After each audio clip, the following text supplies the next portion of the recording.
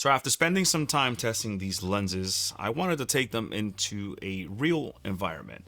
Not just charts, not just controlled setups, but an actual short film, because a lot of people, when they get these type of lenses, you see the same thing all the time, which is trees, dogs, random B-roll. And yeah, that's cool for what it is. You still get an idea more or less, but it doesn't really tell you how these lenses perform when it actually matters and when you're actually on set, working with people and trying to create something real. And honestly, that's exactly why I took the initiative to make another video on these lenses, to really see how these lenses would perform in a real production environment. So I teamed up with a few friends, we built a small set, and I shot the entire scene using the Sirui Astra 1.33x lenses on the Sony FX3. I was going back and forth between the 50, the 75, and the 100, keeping everything wide open at T1.8 just to really see how they would hold up across different shots, different distances, and different moments within the scene. And honestly, this is where these lenses really start showing their true value. Not in the lab, but on set, where it actually matters. Now, if you haven't seen my main breakdown on these lenses, I'll leave that link on top so you guys can check it out. That video goes more into the technical side of things like sharpness, bokeh, focus breathing, all of that stuff. But this video right here, this is more about real world use and how these lenses actually perform when you are lighting a scene, working with actors, and trying to bring an idea to life, which that really matters. And that is the beauty of working with these lenses, I have to say. So for this short film, we were working in a pretty confined space. As you can see, this place was, tiny, but, enough for us to get the job done. It wasn't a big studio or anything like that. So I really had to shape the light as much as possible because, very small space, any little bit of light source is going to spill everywhere. So I had to do a lot of work in that place. What I ended up doing was mimicking a sunlight coming through windows, and I used two lights to create that effect, almost like one source splitting across both actors. Then I brought in a big negative fill on top just to control the spill, and really shape the contrast on their faces, because if I didn't put the negative fill right underneath the light, then it would be a complete even out of lighting instead of opposed to, lighting the subject and get some contrast with the bounce. So also I threw some moving blankets on the floor to kill any bounce, so everything stayed controlled and intentional. What we had was two actors on set. I was handling DP, lighting, gaffing, and just checking out the audio here and there. Then I had a director that did pretty much, everything when it comes to driving the direction of this video. Also two grips that were helping me out. So I want to say thank you for you guys for helping out on set. Thank you so much. And my buddy Josh, this was his project, and I'm so happy that we was able to bring it to life. And that's where these lenses actually surprised me, because even in a tight space with control lighting and somewhat a little bit spilled here and there because I couldn't control it pretty much all of it, they held up really, really well. All three focal lengths, depending on the shot, obviously. So I tried to use them for a wide shot, medium shot, and some extreme close-up. I wouldn't say extreme close-up, but close enough that you can focus with these lenses. And throughout all of that, the look stayed consistent, to be honest. Color temperature was on point, everything just performed evenly, which is super cool. Now I'm going to show you a clip from that short film. I can't release the full project just yet, but this should give you a solid idea on how these lenses perform in an actual scene. Not just tests, but real storytelling. Elijah, how have you been coping? I keep having dreams about Diana. And they feel so real. And when I wake up, I swear she's still there, like she never left. That sounds very intense and unsettling. Can you tell me a little bit more about the dream? Usually, she's sick again, calling out to me, or she's just standing there staring. Sometimes she's angry, and I wake up terrified. And when you say she feels like she's with you, can you tell me more what that feeling's like? It's like I'm not the only one in the room. Like I can feel her presence. I know it sounds crazy, but I think she might be haunting me. You're not crazy.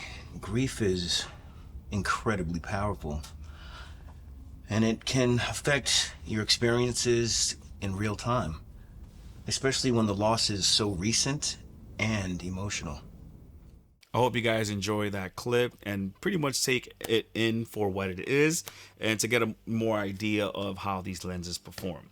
So after using them in that environment, here's my honest take, and I'm going to be unbiased 100% because at the end of the day, I want to make sure that I am not lying to you guys and give you the best review possible.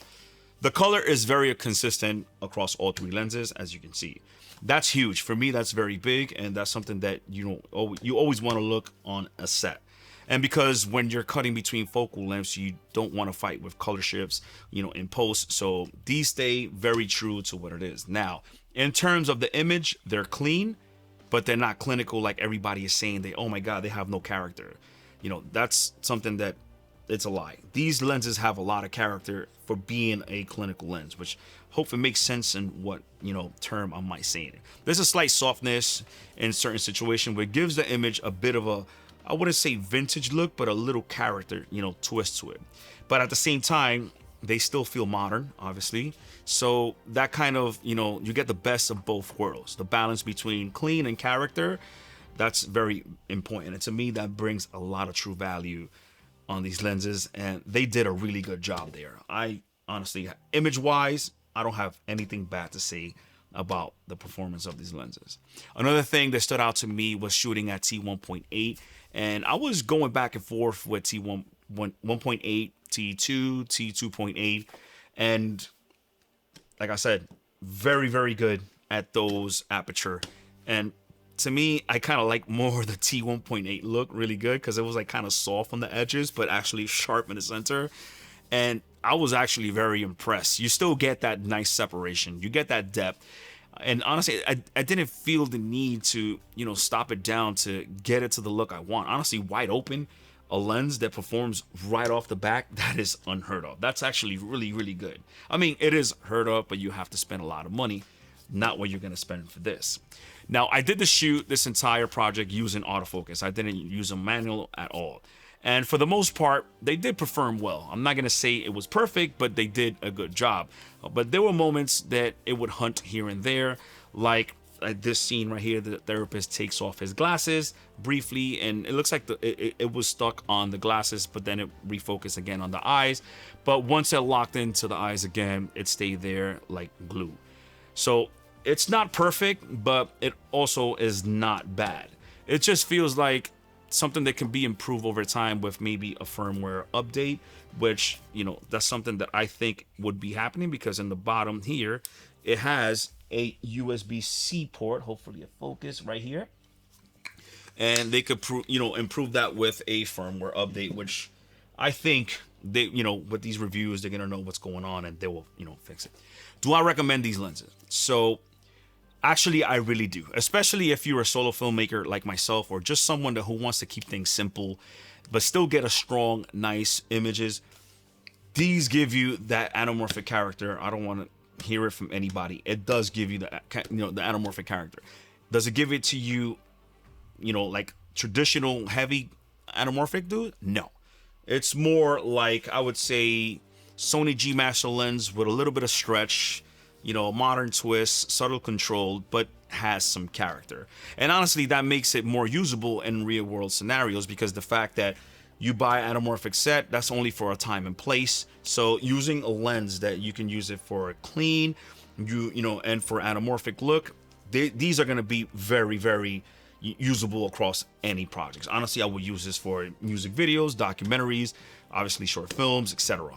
You're still getting the separation. You're still getting detail.